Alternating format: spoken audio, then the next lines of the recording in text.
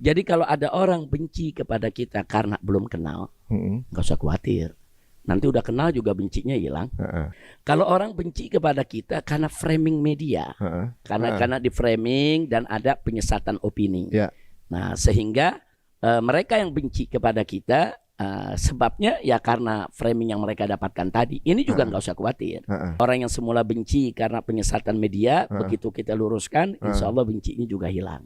Jadi kebencian-kebencian seperti itu kita nggak terlalu khawatir. Nah, yang paling gawat kalau benci karena iri dan dengki, itu susah obatnya. Kalau orang benci kepada kita karena iri dan dengki, walaupun dia sudah dapat informasi lengkap, tetap iri dengki. Nggak ada guna itu informasi lengkap. Bahkan dengan informasi lengkap yang dia dapat, mungkin dia lebih iri, lebih dengki lagi. Tapi uniknya juga dengan sejauh ini ya, Anda juga nggak pernah ngeliat non Muslim itu pernah punya salah paham sama antum. Justru sesama Muslim kadang-kadang yang salah paham. Itu bagaimana? Hubungan dengan non Muslim tuh baik-baik aja gitu ibaratnya. Tapi malah sesama Muslim kadang-kadang. Jadi begini Mas Ari, kalau saya melihat ini kita dalam kehidupan sehari-hari ya. Jadi kalau ada kebencian orang terhadap kita atau pandangan yang negatif kepada kita, ini kan kita mesti pelajari dulu latar belakangnya atau sebabnya kenapa. Jadi kalau ada orang benci kepada kita karena belum kenal, nggak usah khawatir. Nanti udah kenal juga bencinya hilang. Tinggal waktu. Tinggal waktu. Itu kan artinya tak kenal maka tak sayang. Yang kedua, kalau orang benci kepada kita karena framing media. Kan ada media-media yang anti dengan perjuangan dakwah terus memframing, ya kan? Ya kan gitu, Beb. Ada antumnya dikit itu hilang tuh. Pasti. Nah, ini kan karena framing media, karena di framing dan ada penyesatan opini. Nah, sehingga mereka yang benci kepada kita sebabnya ya karena framing yang mereka dapatkan tadi. Ini juga nggak usah khawatir. Nggak usah khawatir. Begitu berjalannya waktu, kemudian kita juga menggunakan media-media yang positif, lama-lama ini juga luntur. Orang yang semula benci karena penyesatan media, begitu kita luruskan, insya Allah bencinya juga hilang. Itu yang kedua. Nah, yang ketiga ada lagi orang yang benci kepada kita itu karena kekurangan informasi aja. Kalau yang begini juga nggak sulit. Kita cukupkan informasinya, insya Allah bencinya juga akan hilang. Jadi kebencian-kebencian seperti itu kita nggak terlalu khawatir. Nah, yang paling gawat kalau benci karena iri dan dengki, itu susah obatnya. Karena kalau orang benci kepada kita karena iri dan dengki, walaupun dia sudah dapat informasi lengkap, tetap iri dengki. Nggak pengaruh itu. Nggak pengaruh, walaupun dia dapat informasi lengkap. Nggak ada guna itu informasi lengkap. Bahkan dengan informasi lengkap yang dia dapat, mungkin dia lebih iri, lebih dengki lagi. Makanya Imam Syafi'i pernah mengatakan dalam salah satu bait syairnya, kata beliau, kullu adawatin kotur jasifa'uha illa adawatu man adaka bil hasadi. Kata Imam Syafi'i, setiap permusuhan itu mudah diharapkan penyembuhnya. Setiap permusuhan, kebencian siapapun kepada kita mudah dicari obatnya, gampang dicari obatnya. Illa kecuali permusuhan dari orang-orang yang memusuhimu karena iri dan dengki.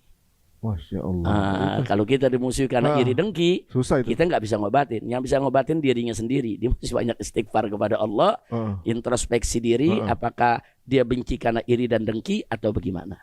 Nah, makanya Mas Ari dan kawan-kawan semua yang mendengarkan ini, yuk kita buang tuh iri dengki dari diri kita. Karena kalau itu udah ada di diri kita, kita tidak akan pernah bisa objektif lagi menilai orang lain yang kita benci. Bener juga. Singkirkan itu. Kita kalau mau berusaha menilai dengan objektif, kumpulkan semua informasi yang ada, informasi yang plus, informasi yang positif, yang negatif, nanti kita nilai. Dan jangan sekali-kali menilai seseorang berdasarkan informasi yang belum teruji. Karena kan sekarang ini zaman hoax ya. Ini zaman berita-berita fitnah, dusta, bohong. Nah, jangan sampai kita jadi korban hoax. Kadang-kadang video cuma seberapa detik, udah kita bisa judgement nih. Gitu. Padahal kadang-kadang video kan bisa mereka potong-potong. Dan itu saya alami. Ceramah-ceramah saya yang 1 jam dipotong jadi 5 menit di bagian-bagian yang bisa memuaskan para pembenci tadi. Dapat bahan. dapat bahan. Oh. Iya, jadi itu Udah berapa kali, Bib? kayaknya udah nggak kehitungnya. Waduh. Kayaknya udah gitu. Kita kalau lihat sekarang Facebook, Instagram, TikTok, nggak boleh kelihatan saya punya gambar langsung hilang. Jangankan gambar, ditulis nama aja Habib Rizik langsung di-banned. Langsung kena. Jadi uniknya dulu ada temen kan katanya kalau pasang foto antum itu kan kena itu kan. Ya, kalau anak siatasin cari animasi antum jadi. Kan kalau ngepost gitu atau siluet gitu kan. Teman anak ada yang dia foto di foto antum. Iya. Foto di fotonya aja kan lebih. Foto di foto kenapa? Nah, itu di beberapa platform seperti itu. Tapi sekarang ini kan ibaratnya kalau kita lihat ya, memang di setiap era pemerintahan ada kesempatan di mana fitnah itu ada, gitu. Nah, untuk saat ini sepertinya agak lebih light nih. Kita bisa ngobrol begini, bisa kemudian bisa tampil di media antum gitu ibaratnya. Udah nggak seperti dulu gitu. Maksudnya dulu nongol sedikit aja atau nyebut nama antum inisialnya aja kena gitu ibaratnya di sosial media gitu. Nah, bagaimana menurut pandangan antum nih? Ya, jadi kita dulu maupun sekarang bagi para juru dakwah seperti saya ya sebagai ustadz, juru dakwah tetap harus memposisikan diri sebagai juru dakwah yang berdakwah dan selalu menegakkan amar ma'ruf nahi munkar. Sehingga bagi kita baik zaman dulu maupun sekarang sulit ataupun gampang, ya bagi kita sama aja. Sama aja. Artinya kita punya media-media lain kok yang bisa kita manfaatkan. Contoh, sepanjang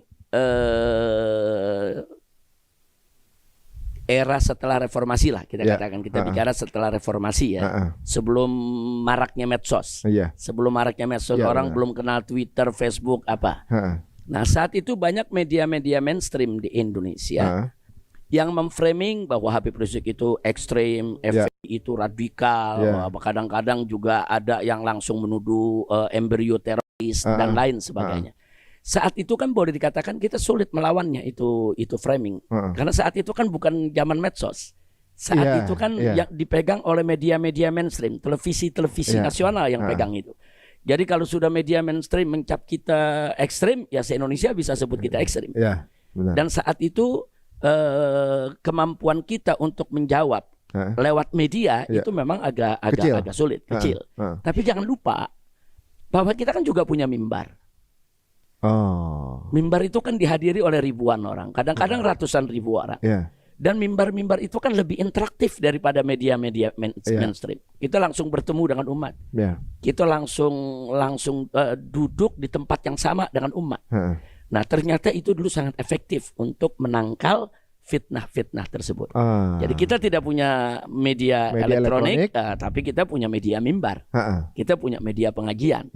Dan kita punya media organisasi yang punya cabang-cabang di seluruh provinsi. Nah, jadi media-media ini yang menangkal berita-berita tersebut. Sebelum ada medsos, sebelum ada medsos, itu sudah kita lakukan. Dan itu efektif untuk zaman itu. Nah, sekarang setelah ada medsos lebih mudah lagi menangkalnya. Jadi walaupun di ban sana sini ada juga tetap aja ada media. Contohnya di ban di Facebook, di Instagram, kemudian di di TikTok, Twitter masih bebas. YouTube masih bebas. Nah, ditambah lagi kan kita bisa buat media-media yang lainnya dengan menggunakan platform-platform yang lain. Nah, jadi artinya bagi seorang dai jangan pernah ngandelin itu terlalu ngandelin media untuk dakwah. Enggak, kita punya media yang lebih unik lagi. Kita punya media bisa berinteraksi langsung dengan ratusan ribu umat di satu lokasi. Itu kan luar biasa. Dan ingat bahwa interaksi langsung semacam itu jauh lebih efektif daripada.